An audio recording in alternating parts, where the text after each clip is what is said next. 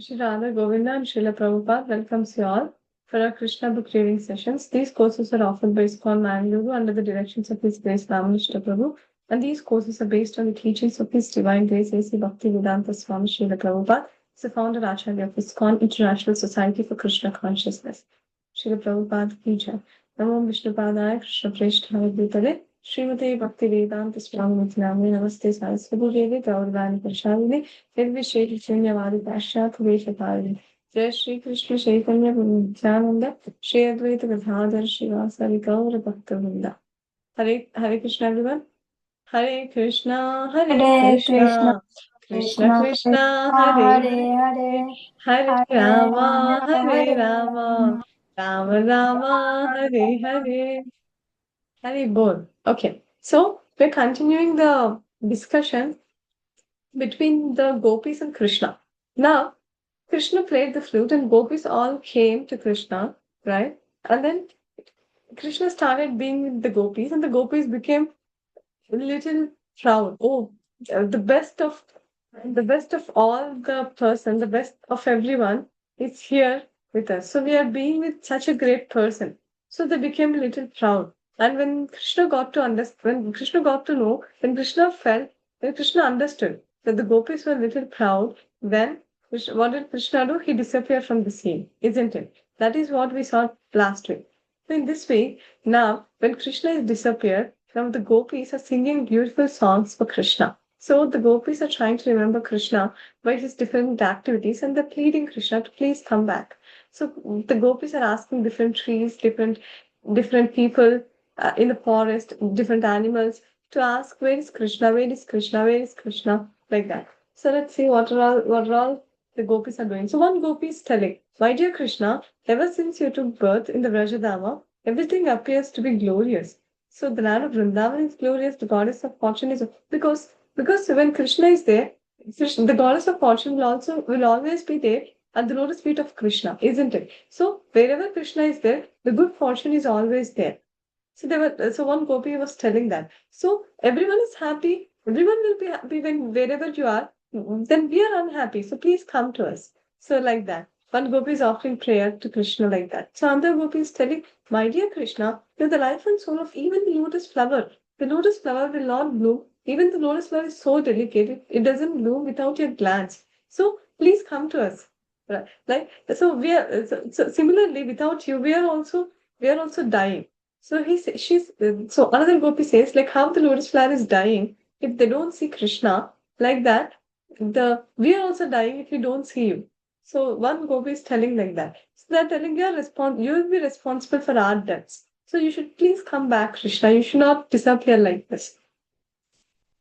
Right? We're always grateful to you because you have protected us many times from the poisonous. So the one of the other gopis is thinking of how Krishna saved the Brajavasis. So another gopi is telling, we're very grateful to you because you have protected us many times from the poisonous water of Yamuna, from the serpent Kalaya, from Bakasura, from the anger of Indra, from torrents of rain, from the forest fire, and so many other incidents. You did so many things for us, Krishna. So you're the greatest and the most powerful of all.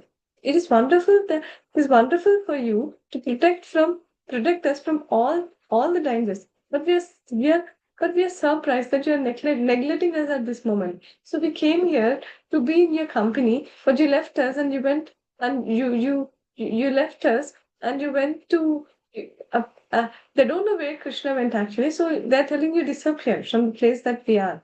So my dear Krishna, dear friend, we know very well that you're not actually the son of Mother Yashoda, the cowherd man Nanda Maharaj. You are the supreme personality of Godhead. So one gopi is realizing, one gopi is telling, Krishna, you're not the son of Mother Yashoda Nanda Maharaj. You are the supreme personality of Godhead, the super soul of all living entities. You have, out of your causeless mercy, appeared in this world. So and requested by Lord Brahma. You all remember in the beginning of the Krishna book, we saw Brahmaji going to Shvetadvipa and praying, right? So she's reminding that Brahmaji went and prayed to Kshirodaksha Vishnu. And Kshirodaksha Vishnu told that you will be soon appearing on this earth. So you came to fulfill the desire of Brahmaji. To fulfill the desire in the sense, because of your promise to Brahmaji, right? And then other gopis telling, dear Krishna, you're the killer of all fears of the inhabitants of Vrindavana. You are the supremely powerful hero, and we know that you can kill the unnecessary pride of your devotee as well as the pride of the women like us simply by your beautiful smile.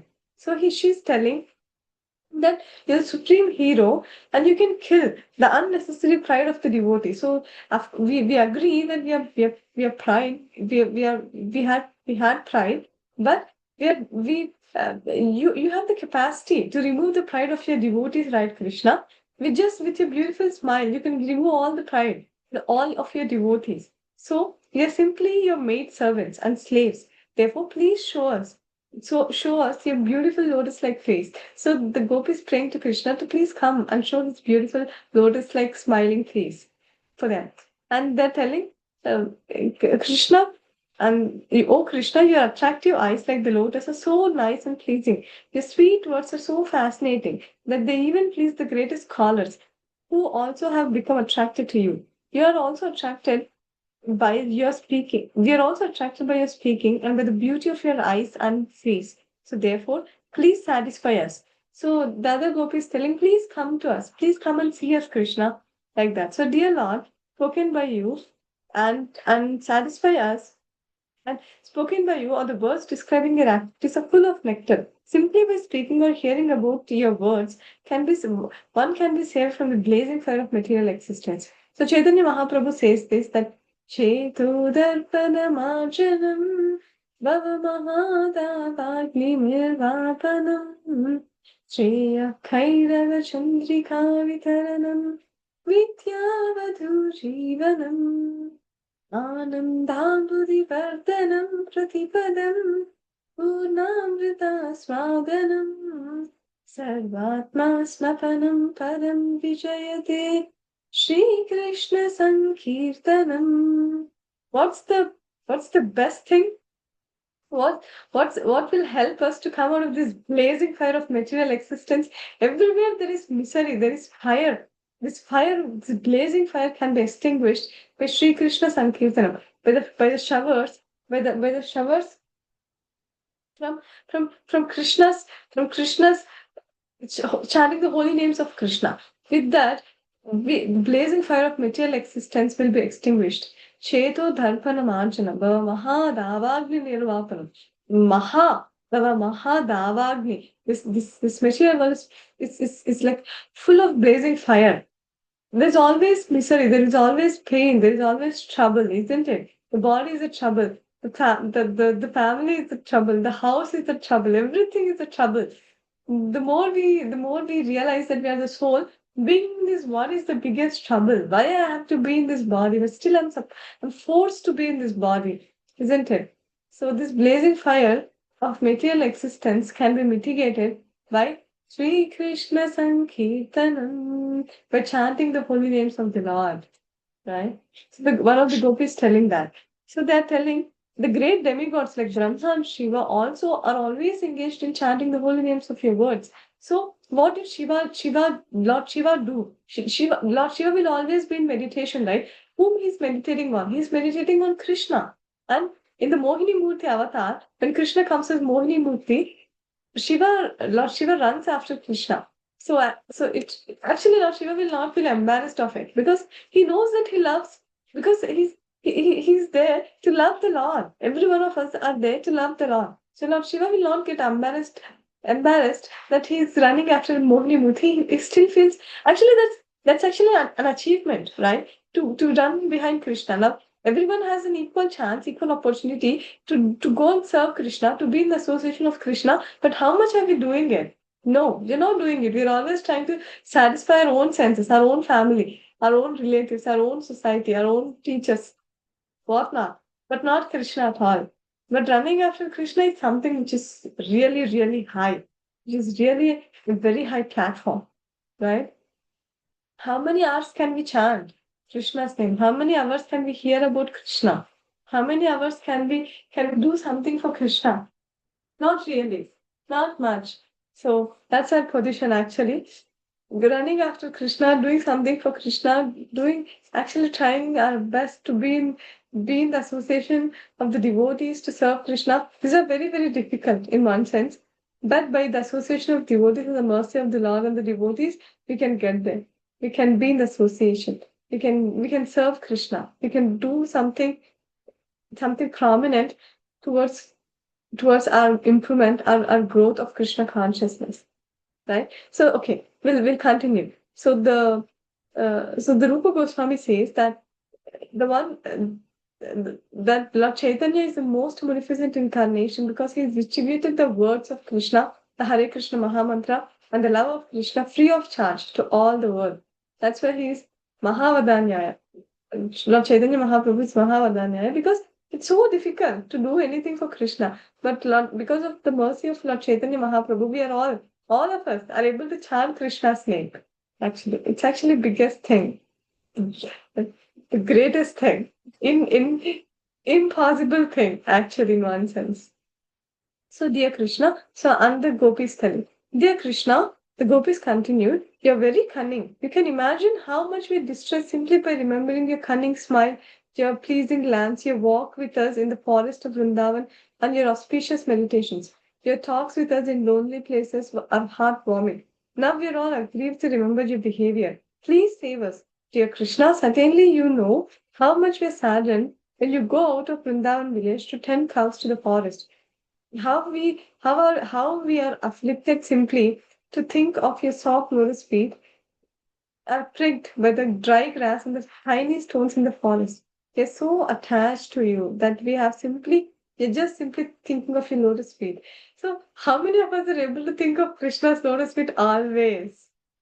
It's so difficult, isn't it? So the gopis are the highest. It's not at all possible for us to think of Krishna. It's so difficult actually. But the gopis are telling they're not able to think anything other than Krishna. See the level of their consciousness. Very, very higher platform. We can all think of the God for some minutes. Forget about for some hours and forget about thinking always. It feels really impossible, right? So only with the mercy of the Lord, all these things are possible. And the gopis are not like all of us. They are the internal potency of Krishna. It's like, actually, it's told like, if I'm talking with me in the mirror, if I'm enjoying my company in the mirror, does it feels like I'm having some association with some other person? No, right? I'm just talking to the person who is there in the mirror, who is me, right? So it's actually, it looks like I'm associating with myself rather than I'm associating with any other person. It's same with Krishna. When Krishna is associating with the gopis, Krishna is associating with his own self, like in the mirror. So that's the explanation. Is it making sense? Now, when Krishna is playing with the gopis, when Krishna is talking with the gopis, when Krishna is discussing with the gopis, if Krishna is going on doing some mischief with the gopis, anything that Krishna is doing with the gopis, it's compared actually that Krishna is talking to its reflection, to Krishna's reflection. Like in the mirror, if I'm talking to myself in the mirror, will it feel like I'm having some conversation with some person? No, right? It's actually me talking to myself. So Krishna, if he's doing anything with the gopis, we should not misunderstand Krishna's dealing with the gopis because the gopis are also Krishna's potency, Krishna's pleasure potency, his Swarupa Shakti only. So it's same like Krishna talking to himself in the mirror, right? That's the same thing. That's what's happening with the gopis and Krishna. So there is nothing to misunderstand or to think ill about Krishna. And Krishna was just 8 years old at that time when all these things are happening. Krishna was so small and he doesn't know anything. He's a child. His consciousness is of a child consciousness, right? So they're telling, so the gopis are still praying. Krishna didn't come yet. So the gopis are still praying, oh Krishna, when you return from the pasturing ground with the animals, when we see your face covered with your curly hair and dusted with the hoof dust of the cows. We see your mildly smiling face and our desire to joy and our desire to enjoy with you increases. Oh dear Krishna, you are the supreme lover and you always give shelter to surrendered souls. What is Krishna's promise? Sarva dharman parityajya mamekam sharanam vraja. Aham tvam sarva papebhyo mokshayishyami mastaha. Someone who takes up Krishna consciousness, abandon all your religion. Just surrender on to me. I'll protect you from all the sinful activities. And Krishna, again, he reassures, do not fear. I'll take care. Right? So the gopis are reminding Krishna. They're telling, so kindly be pleased upon us and keep and whoever worships your lotus feet without any doubt always bestows your benedictions. So, dear Krishna, we are seeking your association, which you offer even to your flute. The vibration of your flute enchants the whole world and our hearts also. Kindly, therefore, return and give us your association. So, the gopis are telling to Krishna, so please come back, Krishna. Don't do this. Please come back. Stop playing hide and seek. Okay? Come back, Krishna. Come to us. Thus ends the Bhaktivedanta purport of 31 chapter of Krishna, the song of the gopis. So now in the next chapter, chapter 32 is Krishna returns to the gopis. Now what happened? The gopis are offering very beautiful prayers, isn't it? The gopis are praying so nicely. So Krishna, he returned back to the gopis. So when Lord Krishna finally reappeared, now till now Krishna was not there with the gopis. Gopis were so much aggrieved. The gopis were feeling so sad that Krishna is not there with us. So then when Krishna reappeared, what happened? What was the expression? What was the feelings of the gopis? So so when Krishna finally reappeared among the assembled gopis, he looked very beautiful, just befitting a person with all kinds of opulences. In the Brahma Samhita it stated, Ananda Chinmaya Rasa Pratibhavitatihi. Krishna alone is not particularly beautiful, but his energy, especially his pleasure, the pleasure energy represented by Srimati Radharani expands. He looks very magnificent. So Krishna, with Krishna's all energies, Krishna looks so beautiful. So who are all Krishna's energies? All the gopis and Radharani, they are all Krishna's energies, isn't it? So Krishna, accompanied with all the gopis, and in that situation, Krishna looks so beautiful. Actually, in the Skanda Purana, it's told there are thousands and thousands of gopis, and in that 16,000 gopis are prominent. Out of 16,000 gopis, 108 are very prominent, and out of 108, 8 are still more prominent. And out of 8, Radharani and Chandravali are even more prominent. And out of the two gopis, Radharani is the most prominent. Krishna's Krishna's favorite is Radharani. She's the most prominent among all the gopis. So when Krishna entered the forest on the bank of river Yamuna, the moonlight dissipated the surrounded darkness. So there was, because that was Sharat Purnima and light, and the moonlight was everywhere. And due to the season, the flowers of Kunda and Kadamba were blooming, and the gentle breeze was carrying their aroma. So there was a gentle breeze and the aroma of the Kunda and Kadamba flowers was there around the forest. And due to the aroma, the bees were flying. With the breeze and the aroma, the bees were thinking this aroma was honey. And the gopis being seated, and the gopis tried to, now Krishna has come to them. So gopis, they tried to make a seat with made of sand, and they're spreading their cloths on the seat to make Krishna comfortable, to make Krishna sit comfortable. So what happened? The gopis gathered there, almost being the all like now one more thing. Now Sukadeva Goswami is revealing to Parikshit Maharaj one more thing. Who are these gopis? Right? So did you all got this question? Who can be these gopis? So some of the gopis are actually the sages from Lord Ramachandra's pastime. When Lord Ramachandra, when he went to the forest, he went to Vanavas, right? Because Mother Kaikeyi told Dashrath Maharaj that he wants Lord Ram to go to an exile for 14 years. So when Lord Ram went to the forest to live in the forest for 14 years, there in one of the hermitages, the sages saw Lord Ramachandra, and they asked Lord Ramachandra to be their wives in their next life. So Lord Ramachandra, he was Ekapatni Vrata. He can only marry one wife in that in that Leela. So he told that I cannot do anything now, but in the next Leela, when I come as Krishna, when I descend as Krishna, at that time you'll all get an opportunity uh, to to be as my wife. Like I can be as your husband, as Krishna. So to fulfill that promise, some of all the sages that were there during the Lord Ramachandra's pastime, they all came in this Krishna Lila as gopis. Some of the gopis were the gopis from Lord Ramachandra's pastime, Lord Ramachandra's era, and then some of the gopis were the Devi Devatas from the higher planetary systems, and some of the gopis were actually the gopis from the Vrindavan.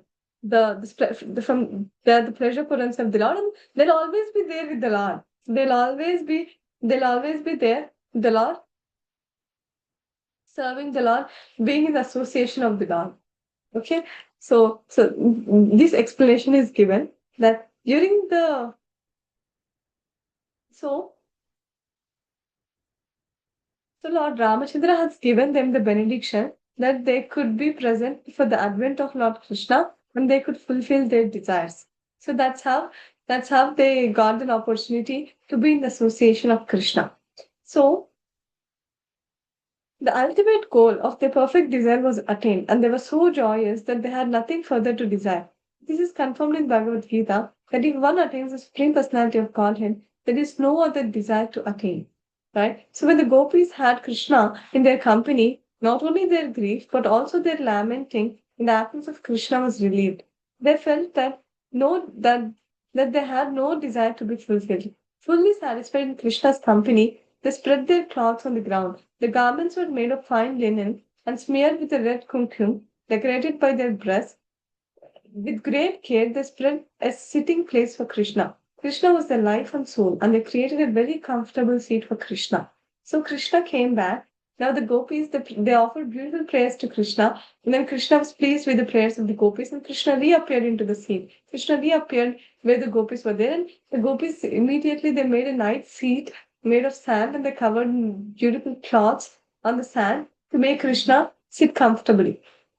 So here it's told, sitting on the seat amongst the gopis, Krishna became more beautiful. Great yogis like Lord Shiva, Lord Brahma, or even Lord Shesha, and others try to fix their attention upon Krishna with their hearts, but these gopis are actually the comparison is that Lord Shiva, Lord Brahma, and Lord Shesha are trying to fix their attention upon Krishna in their hearts, but the gopis are getting a chance that they actually saw Krishna seated before them on their cloths, right? And how I'm seeing Vihar, the gopis are seeing Krishna directly. Can you imagine? It's such a big thing, isn't it? So, and even this opportunity is not there for Lord Brahma, Lord Shiva, and Lord Sheshana. No, no one has got this opportunity. For Lord Brahma also, Krishna was revealed in the heart, and Lord Shiva will always be meditating on Krishna, and Lord Sheshana he'll be on he will be on I mean, he'll be covering the Garbhodakshay Vishnu and he's holding all the planetary systems, isn't it? So that's how the whole cosmic manifestation in the each universe is made.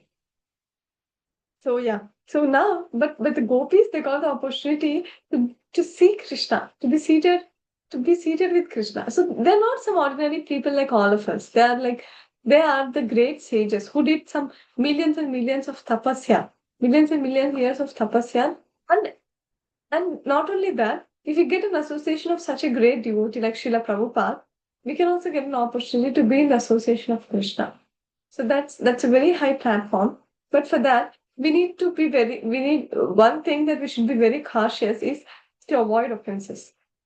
Actually, carefully trying to avoid offenses is also bhakti because we are trying to please Krishna, right? So the bhava, the feeling to not commit any offenses is also bhakti.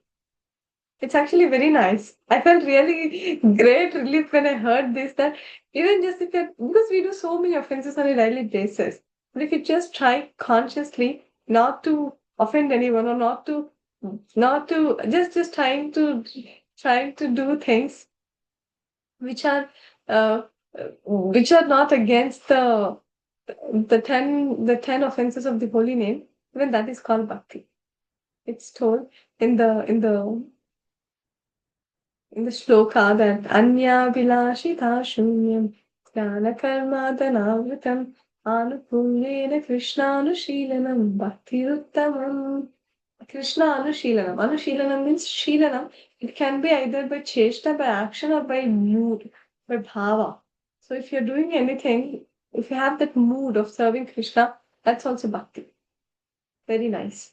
Okay. So Krishna is seated. So Krishna seated himself beside each of the. So this is the catch. Now Krishna is there in every one of our hearts, isn't it? It's not that Krishna is there. So actually, Krishna is embracing us. If Krishna is in our heart, what does it mean? Krishna is embracing each one of us, right? Isn't it like that? Krishna is embracing the gopis also, and it's stated in the Bhagavad Gita. Ishvara Sarva Bhutanam. Ishvara refers to Supreme Lord as a super soul seated in everyone's heart. Krishna also manifested his potency as an expansion of Paramatma in his gathering with the gopis. Krishna was sitting by the side of each gopi unseen by the others.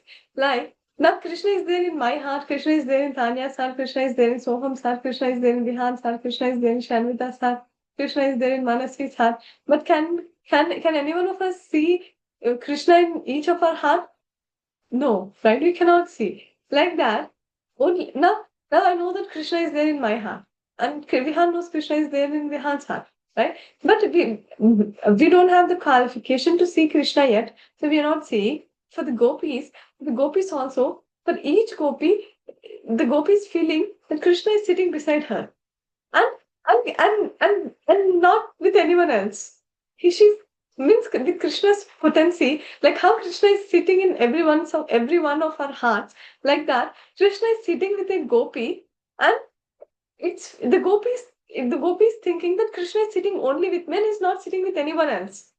And it's the same with each one of the gopi. Means Krishna is sitting with each one of the gopi, and each one of the gopi is thinking that, oh, Krishna is sitting only with me and is not sitting with any other person. Like that. So Krishna, is it so surprising to feel that? No, right? It's very simple to Krishna to do all these things, isn't it? Like Krishna, now if Krishna is able to sit in the heart of each living entity, is it so astonishing that Krishna can sit beside a gopi and the gopi can think that only Krishna is there, only Krishna is sitting beside me? It's not very astonishing, isn't it? Yeah. So so he seated himself by their sides. By seating himself outside, he showed the special favor to the gopis. Is it time? So yeah, we can just go a little 5 minutes more. We'll just finish this chapter, okay? Is it okay? 5 minutes, okay? Okay, good. Thank you. So the gopis began to please him by. So the gopis, when Krishna sat beside the gopis, then what are the gopis doing? The gopis began to please him by moving their eyebrows and smiling, and they also suppressing. And some of the gopis took shelter of the lotus feet of Krishna, and they were massaging Krishna, and they were smiling, confidential, expressing their anger. And one of the gopis, they asked Krishna a question. Dear Krishna, we are ordinary women of Vrindavan, and we do not know and we don't know much about the Vedic knowledge. We are simple women, Krishna. We do not know much about the Vedic knowledge. So we don't know what is right and what is wrong. So I have a question for you. So she says that please answer it. Then she says, in the dealing of the lovers, there are at least three classes of men. One class simply receives, and another class reciprocates favorably, even if the lover is very contrary, and the third class neither contrary nor answers favorable to the dealings of love. So so they're asking, there are three types of people who show their love and reciprocation. So one class, ye yathamam prabhadyante. So how much ever you love, that much. So if you love this much, then I'll also reciprocate that much. It's like that. So is that good? And the second type is, if the opposite person is not showing much love, or it doesn't matter how much love the opposite person is showing, but they are showing the love that they have. They're showing the love to the best extent. And the next person, they're not showing love, or they're not showing the hatred. They're not showing anything. So who is the best among these three? Then Krishna said, in answer to this question, is an intelligent question, isn't it? Actually, the gopis are angry that Krishna left because they're having so much love for Krishna, but the Krishna is not even bothering. If Krishna feels that they're a little proud, Krishna is leaving them. So the gopi is asking Krishna, is it right, Krishna, to do like that? Is it right to do? So then the Krishna is telling, my dear friends, persons who are simply reciprocating to the loving dealings of the opposite party are just like merchants. So if someone is giving me a gift, then only I'll give him a gift. If we are doing such things, then is it called love? Krishna is saying it's not love. It's called business. It's merchant. They're like merchants. They're just like barter system. Now I give this grain to you, you give this vegetable to me. Like that. It's not called love. Krishna is he's condemning that. He's not calling it as love. And better than that is, if the opposite person is not showing love, or if he's showing love, it doesn't matter. The person is still showing that love to the opposite person, that is better than these merchants, right? Than just showing like barter system, right? If one is simply self-interested and self-centered, there is no question of love. So it's a business dealing. So those without a tinge of loving affairs are better than these merchants. Better than the first class is the second class of men who love in spite of opposite party's contrariness. It doesn't matter if the opposite party is loving them or not loving them. They still love that person like that. So Krishna is telling they are better than a person who just reciprocates to opposite persons, right? One comprises the self-satisfied who do not require another love. They are called as Atma Ramas. And the third type is Krishna. One comprises one comprises the self-satisfied, and they do not require anyone's love because they're self-satisfied. They doesn't need anyone to be satisfied. Who is that person? Krishna, isn't it? Krishna doesn't need anyone for his satisfaction. He's self-satisfied.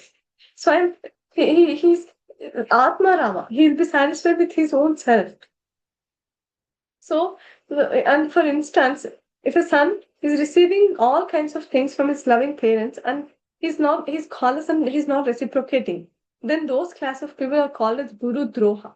Means they take everything from their parents and they're not reciprocating. They're not loving their parents, or they're not showing any love towards their parents. So such people are means not even the parents or any spiritual master or anyone. If someone is helping us so much and if we are not showing any gratitude, and we learn everything from them and we forget them, such people are called Guru Droha. It's very abominable, isn't it? So Krishna indirectly answered the gopis that even the questions that Krishna did not properly reciprocate to their dealings, Krishna said that he's a supreme personality of Godhead and he's self-satisfied and he doesn't require anyone's love. But sometimes he says, but he says he's not ungrateful. He says, and Krishna continues that, my dear devotees, my devotees are very much attached to me, but sometimes I do not reciprocate to their feelings properly in order to increase their love for me more and more. If I can easily, if I can very easily be approached by them, they might think, oh, Krishna is so easily available. So sometimes, so I do not respond. If a person has no money, but after some time accumulates some wealth and then loses it, he will think that the lost profit 24 hours a day. So Krishna is telling, why is Krishna doing this? Why is Krishna not reciprocating to gopis properly? Because to increase their love towards Krishna. If sometimes some of our things will be there with us always. So we won't mind them much. But when that particular thing, when someday it's lost, right? Then we always think of that particular object. Where have it gone? Actually, today, today I should have a file. It's always there in my laptop. I don't bother about it much. But today it's lost, so I'm constantly meditating on that lost file, right? Like that, the gopis. When they have Krishna with them, they may not think about Krishna. But when Krishna is lost, which is most precious for them, like for me, that PDF, it was most precious, but I lost it. So now I'm continuously meditating on that PDF, like that. when the gopis, like Krishna is so intelligent, so Krishna sometimes he doesn't reciprocate because to increase that love, to make the devotees to always think of him. Why is Krishna not responding? Why is Krishna not reciprocating? Why is Krishna doing this? Why is Krishna doing that?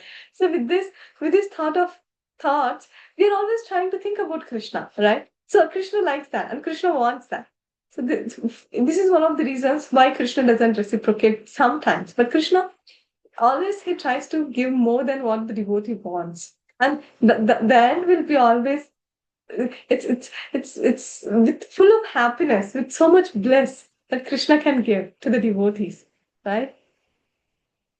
So Krishna is actually telling that the exemplary character of devotional service exhibited by the devotees of Vrindavan is purest form of devotion.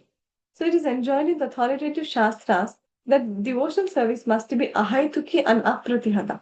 Ahaituki means it should be uninterrupted, and with ahaituki means no motivation, and apratihata means uninterrupted, unmotivated, and uninterrupted devotional service. That's what Krishna expects from all the devotees of the Lord. So Krishna still says that the gopis particularly shows pure devotional service towards Krishna, so much so that Krishna himself remains indebted to them. Krishna himself says that I'm indebted to the gopis. I cannot reciprocate to the love and the affection that the gopis show towards me. Right? Lord Chaitanya also said the devotional service manifested by the gopis in Vrindavan excelled all other methods of approaching the Supreme Personality of Godhead. So Lord Chaitanya Mahaprabhu also says the best method to worship Krishna is the method by the gopis who can think about Krishna 24/7 without any other thing. No other business, only of thinking about Krishna. That's the highest thing. That's the highest level of consciousness of that any person can achieve. It's not the gopis' positions are already taken because they are the treasure potencies of the Lord, and if we have to go to the spiritual world, we'll become the servants of the gopis, and that's the best position that one can reach to, actually, right? So that ends the Bhaktivedanta purport of 32nd chapter of Krishna. Krishna returned to the gopis. A very nice chapter. Tomorrow we are going to see the description of Rasa dance. So how is this Rasa dance? What happened? How long it was? I really enjoyed reading that chapter too. So we'll discuss it tomorrow. Okay? Hare Krishna. Panchakalpatarubhyascha kripa sindhubhya च पतितानां पावनेभ्यो वैष्णवेभ्यो नमो नमः अनंत कोटि वैष्णव बुद्धि की जय श्रील प्रभुपाद की जय हरे कृष्ण एवरीवन हरे Krishna Krishna Krishna Hare Hare Hare Ram Ram Ram Rama Ram Hare Hare Hare Hare